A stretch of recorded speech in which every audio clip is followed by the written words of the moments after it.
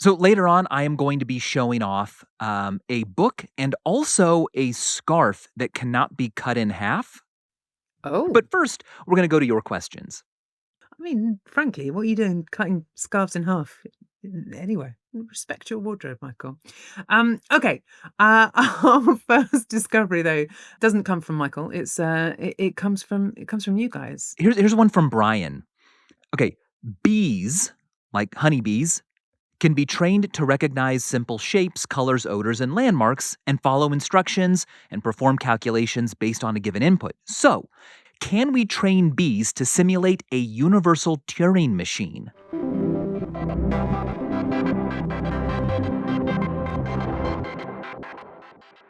This episode is brought to you by Cancer Research UK. The word cancer comes from the Greek karkanos, meaning crab, and Hippocrates used that word because tumours can spread out like crab's legs. For a long time, cancer was poorly understood. And so I think because of that, it was almost scarier and people didn't even say its name. But what science has done since is replace uncertainty with understanding. But that understanding isn't instant because cancer isn't just one disease. It's hundreds of different diseases, each behaving differently depending on where it is and its genes.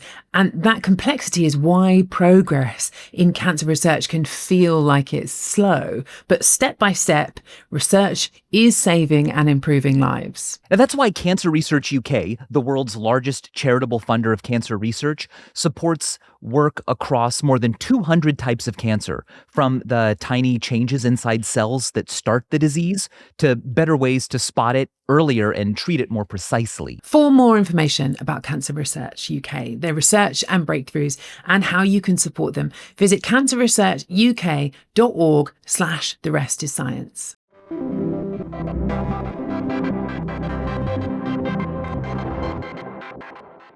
I've also formatted this question as a limerick. Okay, you can see why I wanted to read this one. I'm curious about bits and bees. I implore you to answer me, please. If meadows of flowers replace computational powers, will Google start making me sneeze? Okay. Thank you, Brian. Brian, my goodness me. Way to whet both of our appetites simultaneously. A limerick for Michael and universal Turing machines for me. Thank you very much. Okay, I think I did some research for this. I think I've got a sort of answer. Because it is an amazing, amazing question. Because Brian's right that bees have actually this phenomenal capacity. There's this one experiment in 2019. This was in Australia, where researchers demonstrated that bees can be taught how to add and subtract. So it wasn't a swarm computer, right? It was using sugar water and this Y-shaped maze. Okay, so what you do is a bee flies into the entrance of this maze and it sees a picture with a certain number of shapes on it, right? So let's say it's got 3 squares on it. And then the researchers trained the bees that a particular color would correspond to addition and another color would correspond to subtraction. Okay, so if the shapes were yellow, the bees had to subtract 1, and if the shapes were blue, they had to add 1. Okay, so what happens is the bee goes in, it sees, let's say, 3 blue squares, right? If it flies deeper into the maze and then it sees this fork on the road and one path has 2 squares and the other path has 4. Go to the 2. But blue is addition, so it has to go. Shoot. Okay. Man, all right. I wouldn't be a very good bee. So he goes to the 4.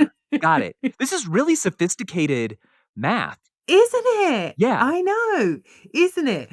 But yeah, it manages to do it. Does it every single time, kind of repeated. Once it's trained, does it every single time repeatably and reliably. And then if the original squares are yellow, which means minus, then it will go to the 2 and it will get the sugar water. Right? It's like amazing that these bees can sort of, first of all, count up 4 shapes, notice the difference between 4 and 3 or 4 and 2, but also have an instruction based on color as to which gate to go into. Right. I mean, they're recognizing amounts for sure. Mm-hmm. And they're understanding what to do and what to look for next based on what they're finding. I don't think that they're necessarily like definitely doing math. Agree. But still, the fact that they're able to look at 4 squares and be like, okay, I know that 3 of them is less, is pretty amazing because bees are not known for their brains. No, although, I mean, you know about the waggle dance, Well, right? yeah.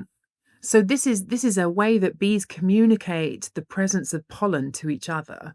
So a bee will go into a hive having found a source of pollen and will basically wiggle their bum for a particular amount of time in a particular direction to essentially communicate to the other bees the direction perpendicular to the sun, I think it is, that they have to travel in order to find this pollen. Um, and they tested this, by the way, that, initially people were like, oh, they're just doing a little weird dance. And then people were like, maybe they're communicating it, but are they communicating it relative to where the bee is, or is it relative to the hive? They weren't sure. They got one bee, the one who was sort of communicating the dance, and they put a little like eye patch on her so that she couldn't see where she was relative to the sun. And then Yeah. for the rest of the bees, they put in a big bright light to sort of mimic the sun. Ah. And they managed essentially to make it so that she accidentally communicated the wrong directions, and all of these bees went off to some pollen that wasn't there. Wow. So that is also pretty impressive. Their brains are good, but their brains have very few neurons compared to other critters on this planet. So it's incredible what you can do with so few brain cells.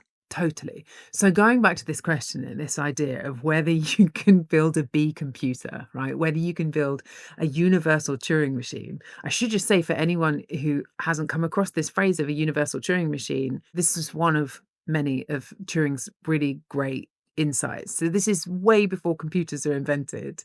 And Turing comes up with this idea for a theoretical computer. It's like an imaginary computer. And it has this tape of infinite length, and it's divided into these little squares. And what the computer does is it reads a square, follows a rule to either change what's there or keep it the same as it was, and then it can move left and right, right?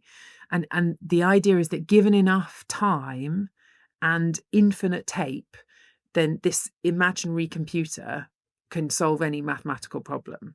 So I don't know. I personally think that Turing machines are they're a bit abstract. So I have an example of how you could do addition with a Turing machine, like a really, really simple example, Yeah. Let's try this and then we'll see how bees could how become bees could do involved. it. Yeah. Okay, so you could have it where I could take you and give you an eye mask with just like a tiny little slit in it so that you can only see what's immediately in front of you. Hmm. So you can be the rule machine, all right? And I can give you a very clear rule about what to do. But in front of you, I'm going to lay out a series of plates. This is my infinite tape, right? And each plate is either going to have a penny on it or it's not. And that's it. And you're sitting at this chair and you can see only one plate at a time. All right. I've Right. given you like an blinkers. That's all you're allowed to see. Okay. Now I'm going to set it up so that you can do addition of 3 plus 2 without you ever needing to understand what addition is, what your task is, or the output of what you're achieving. Okay. And you'll do this by just giving me a rule to follow. Exactly. Okay. Okay. So I'm going to set it up so that I have in this long line of plates, they're all empty apart from 3 and then a space and then 2. And that's it. Okay. Hmm. They're coming up to you now, right? They're sort of on this train, they're sort of coming up to you. And your job is, if you see a penny, you just move the plate to the right. Okay. If you look down, see a penny, move the plate to the right. Go to the next one. See a penny, move the plate to the right. So you do that. You're at the beginning of the run and you do that 3 times. Okay. All the 3 pennies are to your right. Now, when you see an empty plate, the rule is you have to put a penny on it, Mm. move the plate to the right, and then switch to the next rule. Okay. Okay. So now there's 4 pennies, 4 plates with pennies to your right. Yeah. And you're on the next rule, which is if you see a penny, you keep moving right. But when you finally hit an empty plate at the end of the line, you go back 1 plate to the left, take that penny away, and stop. So, okay. So in this example, we wind up with 5 pennies In a row. to my right, which is 3 plus 2. Exactly. You, without ever knowing that you're doing addition, without ever understanding anything that you're doing, you have managed to just successfully complete an additive task. I feel like bees could easily follow rules that simple. they could follow rules, but what bees can't do, so bees could read the penny, they could move things to the right, or they could move through a system. Yeah. But what they can't do is write. They can't add the penny. So for a universal Turing machine, what you need to be able to do is you've got to be able to put a symbol down, move away, and then come back to it later as though it's a stored variable. Now, I Mm. should just say, to like close this loop on the universal Turing machine thing, the reason why this idea was so profound, that example of pennies, I mean, whatever, it's a really simplified example. But the key point about this is that after Turing, someone came along called John von Neumann, and he was like, okay, I see this. Because the idea about a universal Turing machine is that if you have enough time, it can compute anything that is computable. Anything. So John von Neumann saw this and was like, I think there's a way to make this actually happen. So he built this architecture, and that is the basis of all modern computers, right? Like, this is the origins of everything that we've built our entire modern world on. This stupid example of the pennies. Like, honestly, at the heart of it, this stuff is so absurdly simple. Yeah. It's just when you build up and build it up and build it up. And this is the thing about how people say computers don't know what they're doing. They don't understand what they're manipulating because they're the same as you with the eye mask on and the pennies, right? You're just like performing this task. I don't know that I'm adding pennies. I'm just following some rules. Exactly, exactly. So this is the thing, right? I think that bees could not be a universal Turing machine, right? Because they can't write, they can't place down the pennies. However, that doesn't mean that there are no biological objects that could be, because there was in 2011 a team of researchers. This is from a Japanese university and an English university, so Kobe University and the University of West of England, right? And they decided they wanted to build a functioning computer logic gate using animals, right? No Uh-huh. animals were harmed or hurt in the process of this experiment. So they worked out, or they noticed, I guess, that there's this species called the soldier crab. And the soldier crab, most crabs, obviously scuttle sideways, then kind of hang around alone. Soldier crabs, they live in these lagoons, and they move in like really tightly packed swarms. And when two swarms of soldier crabs collide, they don't sort of fight and they don't scatter. They actually act a bit like soft billiard balls. They sort of combine and then they move together in this giant swarm. Mm-hmm. So scientists worked out that you could basically build an AND gate, a NOT gate, and an OR gate, right? Which is one of the rules that we were describing about computers, this sort of von Neumann architecture and so on. It's based on this idea of like you get two bursts of electrical current that come through, and it's like two inputs. It's like either both together, an AND gate, either one of them, the OR gate or a NOT gate. So they built these mazes, these Y-shaped mazes or these X-shaped mazes, and then sent crabs through these mazes, and they combined in the ways that you wanted from these logic gates. So in theory, I mean, they demonstrated that it worked with like one logic gate. In theory, then, you could build a crab computer, a crab-puter, if you will. Yeah. So you set up the groups with Yep. your question. You let them Yep. go. They just Yeah. do their crab thing, combining Yeah. into groups or not. And then out at the other end of the maze is your output, which is your answer. And not a single crab, none of those crabs knew what they were doing. So, I mean, this raises the question of like, is that what life on Earth is? Maybe Right.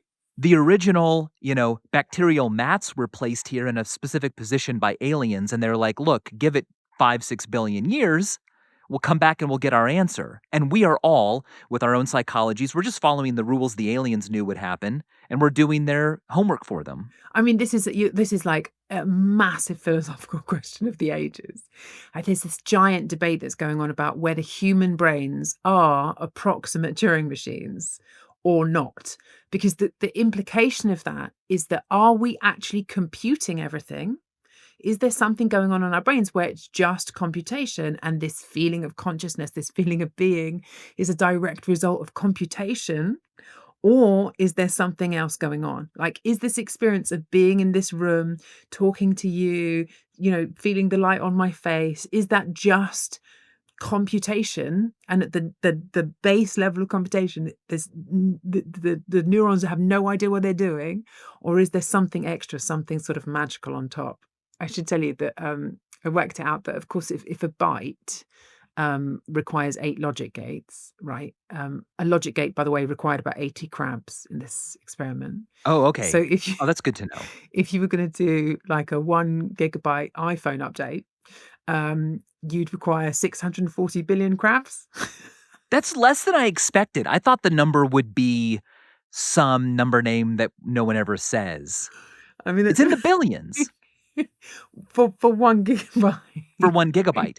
I mean, gosh, a gigabyte is a lot. Like, maybe this is coming from a guy who's old enough that I remember, getting a memory drive that had 100 megabytes on it and being like, "Whoa, It's the future. so many MP3s." Yeah, Yeah, this is true.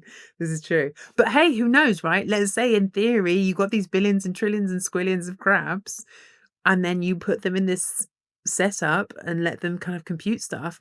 Would the collective end up having consciousness as an emergent property? I mean, who right. knows?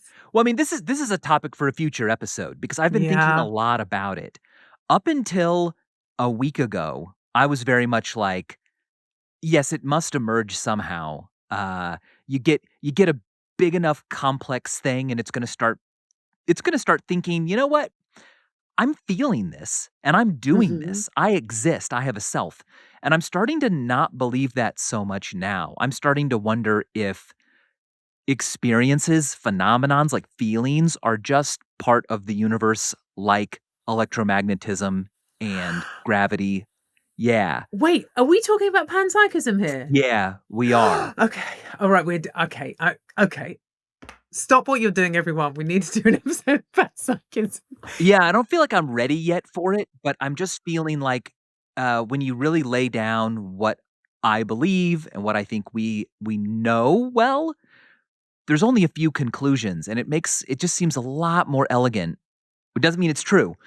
I should tell you, I've switched. I've switched, by the way, and probably actually also definitely within the last month, I've switched. I think I used to think that consciousness wasn't an emergent property of complexity or intelligence, if you will, but that it was a property that came from evolution.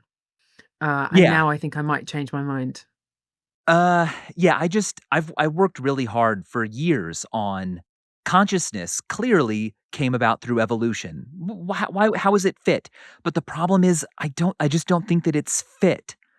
I don't believe that a phenomenal zombie version of us would be any different. Brian, look what you've done. Whether agriculture helps feed you or it helps feed you and makes you feel good doesn't Mm. change whether you do it or not.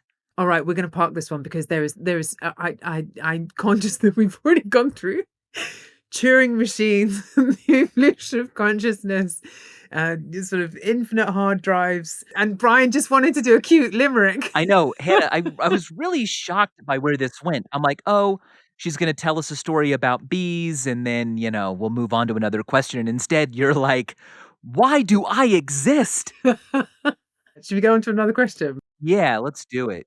Okay, here's what I've noticed, Michael. We originally were like, oh, we'll just do half an episode a week on questions. We'll just quickly, bam, bam, bam, bam, bam, quick fire. Turns out all these questions that people are asking us, they're like episodes in themselves. We don't get questions like, "Hey, how long could a rabbit live?" You know? We we don't get Googleable questions. Okay, this is from Gavolokotas. Do languages and also accents shape facial features through the muscles they make us use and therefore give us subtle but unique characteristics? I love this question because we don't totally know. And yet it feels like it could be true, and yet many people believe that it's completely ridiculous. That the language you speak changes the way your face looks. Now, on the surface of it, sure, right? Like I'm using my lips and my cheeks and my tongue and my jaw to make noises. And so if I'm speaking one language or another my whole life, isn't that going to change the musculature of my skull? Now, here's some things that I found. First of all, it is pretty easy to get a computer to guess what language someone is speaking just by looking at their face, even just their cheeks and eyes. You can easily tell if a language is tonal or not by how people are moving their facial muscles. There's also an interesting little fact about this language called Ko. Ko was a two language from South Africa. Mm-hmm. And there was a linguist named Anthony Trail who learned it. And he learned this language and he spoke it for a long time. And he developed a bump on his larynx. Because of the sounds in this language, I don't know how this comes about, but biologically, it did cause a growth on the larynx. And all the adult speakers of the language Ko have this bump. The children don't because they haven't spoken the language long enough to have developed the bump. But this South African white guy, Anthony Trail, I don't actually know the color of his skin, but the point is that he was not a native who learned Ko as his first language. He developed this bump as well. What does Ko sound like? Do you know? I don't know. I love how it's spelled though. Exclamation point, capital X, O with a mark above it that's diagonal, and then O with a tilde above it. Ko. Oh. It's a language that might actually have the largest number of phonemes of any language in the world, where a phoneme are the perceptually like different speech sounds in a language. Wow. Oh, it's one with lots of click consonants. It's got the clicks, it's got right. and here's the thing that I also found. There are a lot of phonemes, like language sounds, that are very common, like the sound of the letter M, or the sounds of the vowel A, ah, eh. We see those a lot, but there are some that we don't see as often, and they seem to potentially correlate with certain lifestyles. So there are some sounds called labiodental sounds, and it is Mm-hmm. what it sounds like. It's the lips and the teeth. So the V sound and the F sound, where I've got my lower lip hitting my teeth. There's a theory out there that those sounds didn't emerge in human languages until we were eating soft enough foods. And it is true that if you look at cultures around the world, tribal cultures especially that like eat like unmilled grains, their teeth are more flat in the front. And I'm not sure how this works. I'm not an orthodontist, but they don't have their front teeth ahead of their bottom teeth, Mm-hmm. making Mm-hmm. the labiodental noises, the V's and the F's, harder to do or just not more natural. Because if you run through the alphabet, actually you don't touch your lips very often at all. Hang on, let me just work it out. I think there's only like three, possibly four letters where you actually touch your lips together, right? B, P. B, M, P, and W. The sound of W is like your lips are just teasing each other. They're not totally touching. If they touch, it's an M sound. Wa.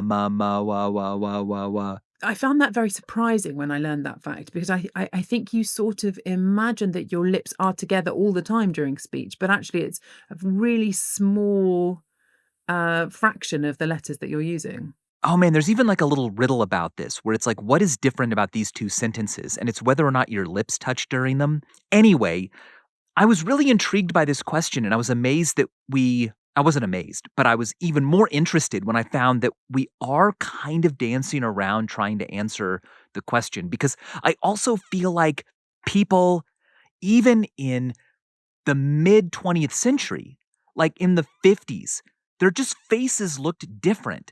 And I'm like, Mm. yeah. Was it because they were talking different their whole lives? What I mean is when I see an actual photo from like 1957 of people, I go, I believe it.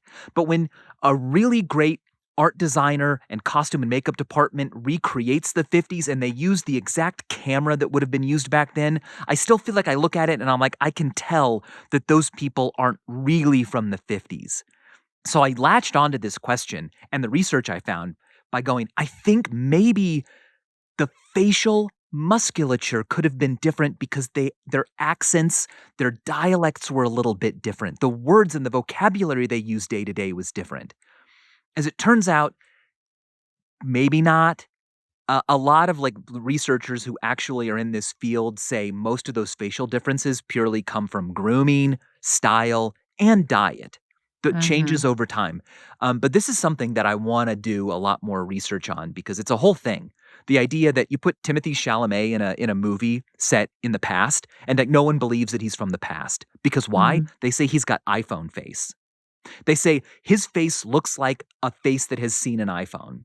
And you can't put your finger on exactly why, but it does not look like it belongs 200 years in the past. iPhone face. And I kind of get it. And then you Mm. watch like Carl Malden in some older movie and you're like, that guy, that face doesn't exist anymore. That is a face from a generation or two ago.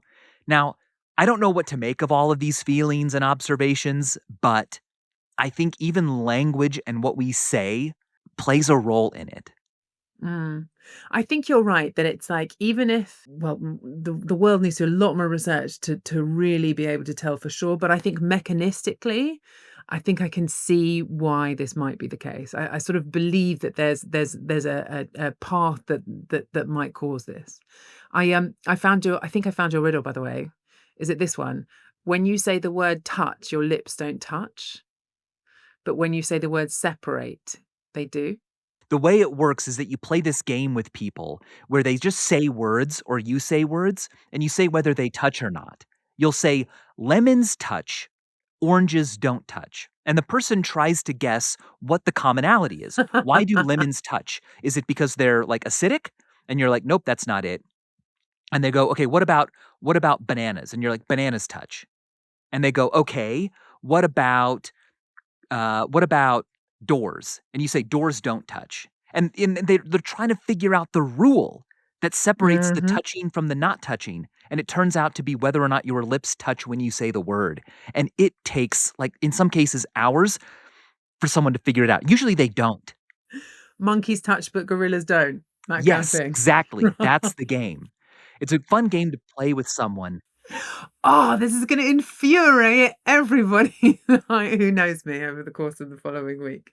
That's excellent. What I love about it is that psychologically it's such a great demonstration of how little attention we pay to the physicality of word and speech production with our lips and tongue. Because people sit there going, apples touch, oranges don't. And they cannot figure out what touching means in that context.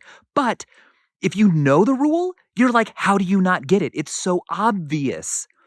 Then I started thinking, it wasn't even that long of a break, but I started thinking about touching and how when you touch yourself, you can actually change which like hand is doing the touching and which is being touched. You can switch in your mind which one is touching and which one isn't. That game reminds me of a drinking game that I played once at university. My friend introduced it to everybody, and by the end, we all wanted to punch him because none of us could work it out. And it was that he would say a sentence, and the rule was whether he started with an That was it. Oh, wow.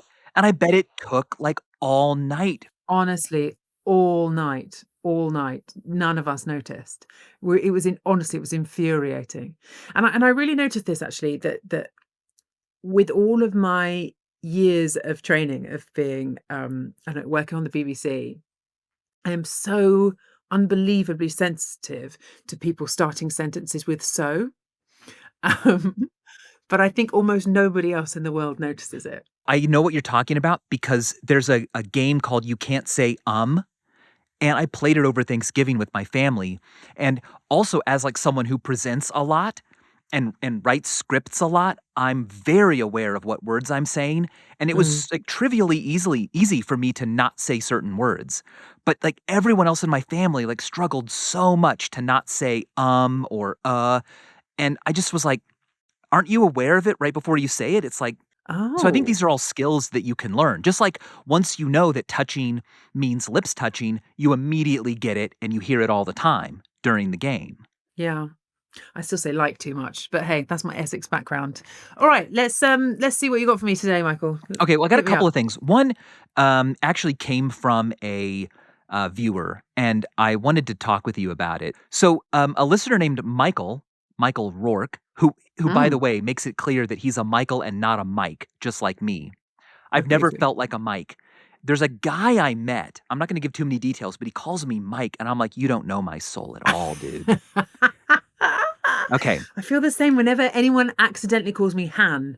Something inside me that just like locks in. Han. Han. Oh no. I'm sure you get a lot of Hannah Banana. Not if I can help it. Not if you can. Okay, maybe It only happens once, Mike. Okay. my daughter. My daughter calls you the Fry person. Yeah, I like that. She's really stuck on the fact that your last name is Fry, and that's who you are. Oh, I like her. So anyway, we did an episode about time and about how the calendar and the numbering system for the years came about. Well, Mm. Michael Rourke emailed us a Holocene calendar that he put together himself. So the Holocene calendar starts with 0 not at the birth of Christ, but at the beginning of the Holocene era. Okay, so what does that mean? Geologically, it means at, the end of what we call the Ice Age. Okay, when Earth started warming up again, suddenly there's. I mean, we don't know a lot about what it was like back then, but this was a major turning point in human history, Mm. but also the history of Earth. So it's kind of perfect. It's like both geological and anthropological. Anyway, this happened like 10,000 or a few more years ago. And if you count that as 0, it makes it easier to talk about human history because you're not having to deal with BC, AD, or BCE and CE. And of course our current system doesn't even have a year 0. So it's really hard to calculate ages and stuff that span that gap. And I personally, I've talked about this before, one of my biggest pet peeves is the way BC numbers work. And when people say things like, well, in the first millennium BC, my brain always goes, first millennia BC means 1000 BC, but it doesn't. It means everything before that because the first Yeah. 1000 years of BC mean as you go backwards from 0, Hmm. the first 1000 years you hit. So 200 BC, 12 BC, Mm. 900 BC, that's the first millennia BC. The second millennium BC is the 1000 BCs. Oh, I hate it. Whereas the Holocene calendar allows you to just say, The year 8040, whatever. Yeah. exactly. So, like, pottery was invented in the year 2000. There you Mm. go. Because 0 is whatever 12,000 years ago. To convert the current year to the Holocene calendar, you just add 10,000. So, right now, it is the year 12,026. Hey, we missed the great 10,000th anniversary of pottery. I know we did. 26 years ago, pottery turned 10,000, and I forgot to get it anything. I was gonna get it this really cool clay pot, and I thought, "Oh, shoot, that's you." You um, but anyway, Michael Rourke, let me read you. He sent this email in about how we mentioned the Holocene calendar in that video, and he thought, "Man, this perspective is so cool." He wanted to visualize it, and so he put together a website. We'll link it here, where you've got the entire Holocene era and notable events from it, both from a standpoint of politics, science, all these different events, and you can scroll through it and see how close together they are or how far apart they are. You can even change how many pixels there are between every year, so you can Oh, crunch wow. everything together or spread it out. But I actually had a hard time finding anything like this because I would love to be able to say things like, well, yeah, Jesus was crucified in the year 10,030. Like that, it's just more clear. I'd love to be able to say things like the Mayflower landed in 11,620. Now that's a big number, I get it, but it's better for BC things. But also, I think what this does is it just puts ourselves in a better perspective of our history and our ancestors. I think it connects us to the past in just a really different way because all of a sudden then, I don't know, people going on about the Second World War and like political agreements after it, and it was such a long time ago and whatever. And it's like when you put it on this scale, no, it really wasn't. It I really, know, really wasn't. I know exactly. If you have to talk about the 40s versus the 90s, it sounds like they're two different universes. But if Mm. you talk about events that happened in 11,945 and 11,990, it sounds like they're really the same. And that better fits the actual scale of human history. I love saying like, oh yeah, the Great Wall was constructed in the 9700s. And I don't have to use BC because I think saying BC makes it almost sound like in fictional times. Like it's a Yeah. different world, but it's not. It's still the world that we are reacting to and living in many ways. I mean, we're still in the Stone Age. Look how much concrete we use every year. Give me a break. Also, copper smelting, 4,500. That just makes way more sense to me. Yeah, in the 11300s, Black Death time, not good. But only a blip when you consider the history back to the beginning of the Holocene era. And yeah, and then in the 11500s, we've got Galileo. We've got Shakespeare. I think people might be annoyed if I used this more often, but I really want to use it, especially because, like I said, I've been doing a lot of research on how consciousness has changed over time as potentially revealed through the literature humans have written. And I hate that there was obviously such a change in the first millennia BC and the second. And I'm having to talk about BC and thousands of years ago. And I want to be able to just say, look, let me give these all positive integers, and then it's easier. I tell you what this really does, just scrolling through it. I mean, it's absolutely gorgeous. And I'm so impressed that he coded this over his Yeah. Christmas break as well. But what this really, really hammers home for me is just the sort of exponential acceleration of progress and technology. Because this thing, nothing happens for such a long time. And then they start popping up, events start popping up, pottery, copper smelting, domestication of the horse, the sort of the Bronze Age, ancient Egypt, and so on and so on and so on. And then they start picking up around the turn of when the Romans come to be.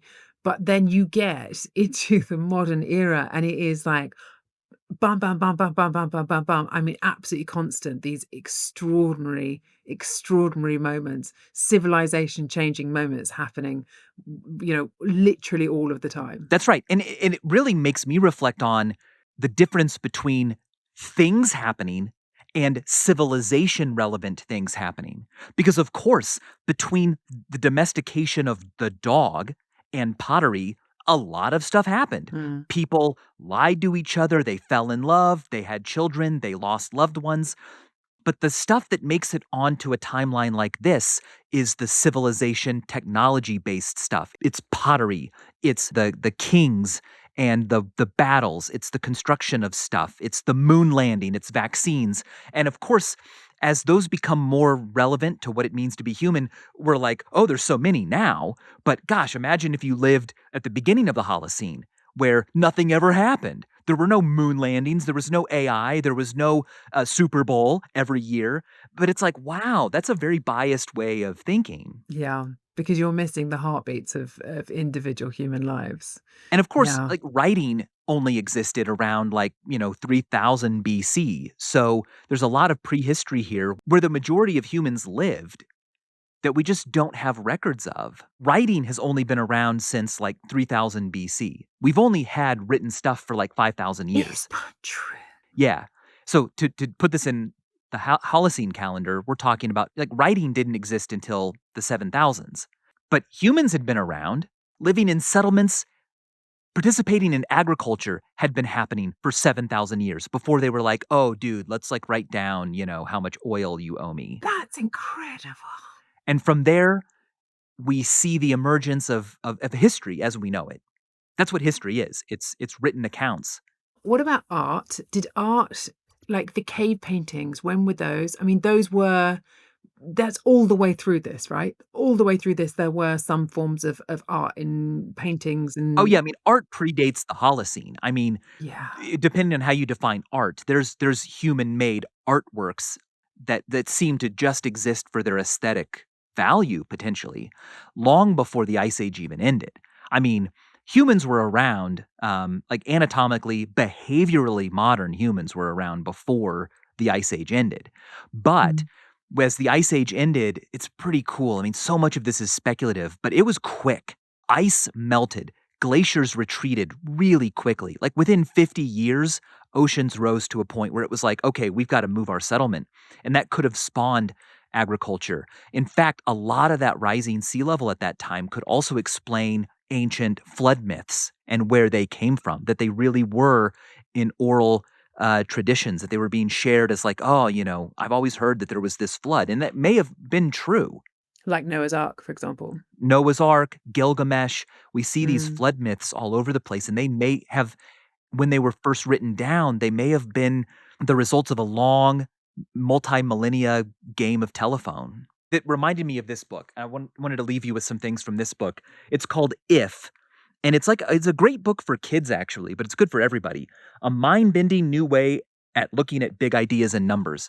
It's full of wonderful illustrations and visualizations of time and money and population. Mm. So, like, here's the page on life on Earth, and it breaks down life on Earth into, say, like 1 hour. Okay, if the whole story of life on Earth was all condensed into just 1 hour, when would things happen? So let's just say that it's compressed into the hour between noon and 1. Okay, so noon is when the very first life forms, like one-celled organisms, appear, like bacteria. And 1 o'clock is today, this very moment that I'm talking. Okay, so here's what happens. First life forms form within that first second, but it's not until 1251 that fish appear on Earth. The dinosaurs arrive at 1256, and they only exist for 3 minutes. And then Right. mammals appear at about 56 minutes and 25 seconds. The earliest birds appear at 1258, 2 minutes until today.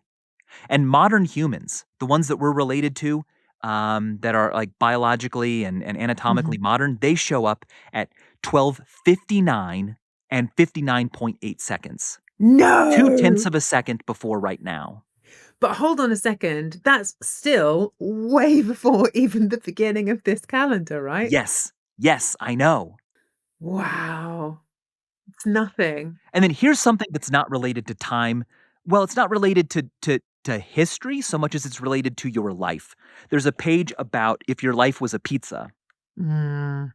Here we go. Okay, so if your life was a pizza cut into 12 slices, here's what all those slices could represent. 4 of them would be the time that you spend in school or at work.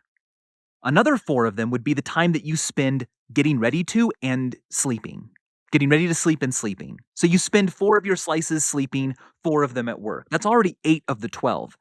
One slice would be spent shopping, caring for others, and doing things around the home. Mhm. One slice would be spent traveling, whether it be to school, on errands, on holidays. One slice would be the time that you spend preparing food and eating.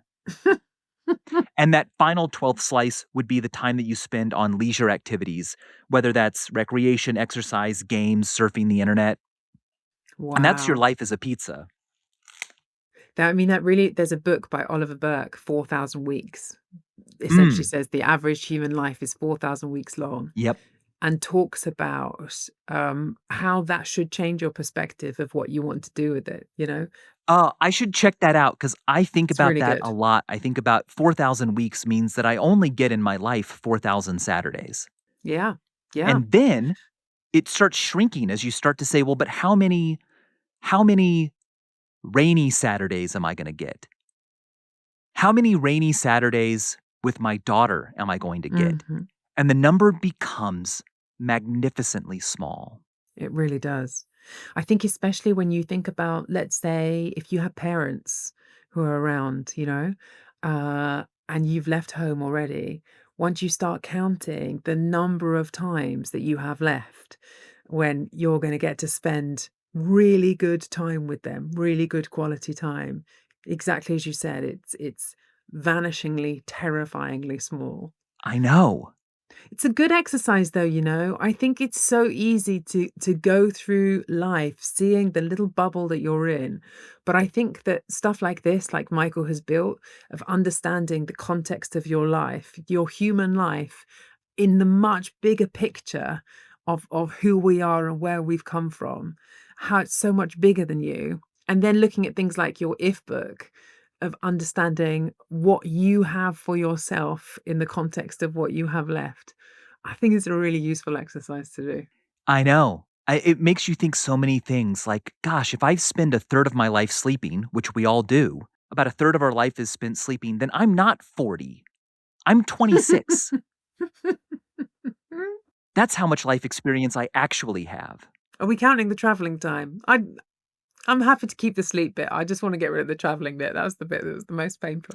Yeah, right? I mean, but at the same time, traveling can be worth it. If you're traveling with people or even traveling by yourself and it gives you time to think through something, maybe it's worth Mm. having a slice be just that.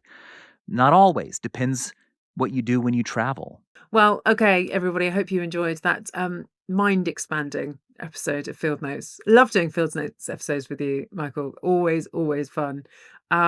You can join us again next week. We're back on Tuesday with our usual episode and another podcast expedition on Thursday next week. If you've got any questions you'd like us to answer, make sure you send them in to us. The rest is science at goalhanger.com. And you can join our newsletter at therestis.com/science. See you next week. See you next week. Thank you for spending some of your slice with us.